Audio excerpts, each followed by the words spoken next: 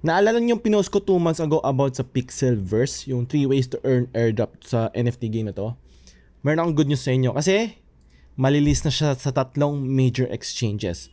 First is yung BitGet, second is yung Bybit, and third is yung HTX.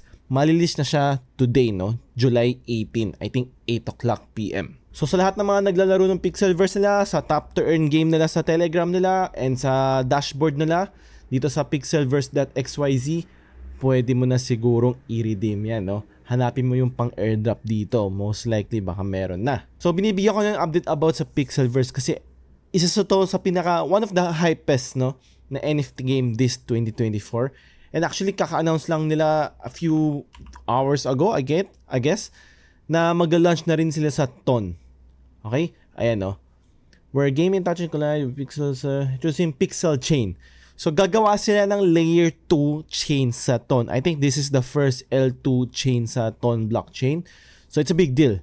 And sobrang daming backers ng Pixelverse. Hanapin natin yung try natin hanapin sa website nila kung nandito yung mga bigatin nilang partners. Mga crypto wallets, KuCoin, Mexi, Binance, Gate.io, mga partners daw, lead investor, Delphi, Merits, bigating mga investors yung mga nandito. So I think isa to sa mga dapat talaga natin subaybayan, no?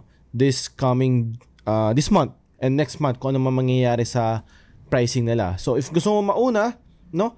Pwede ka na agad mag-trade sa Bybit, sa HTX, or sa BitGet. Alright? I recommend Bybit. It's the top 3 exchanges. I'm not sure kung meron pa sa ibang exchanges or first 3 muna. Maybe to follow na lang yung mga ibang exchanges. So, if wala ka pang Bybit account, link ay nasa description. Abangan nyo to. Dapat nating abangan to. If hindi ka pa naglalaro nito, I suggest na mag-start na kayo maglaro. And if naglalaro na kayo before pa, yung mga pinaghirapan natin sa pag-grind, yung araw-araw natin sa pag-open, pagtatap, pag-level up, pag-upgrade, eto na, no? Makukuha na natin yung airdrop natin. Alright? So, link ay nasa description. Bye.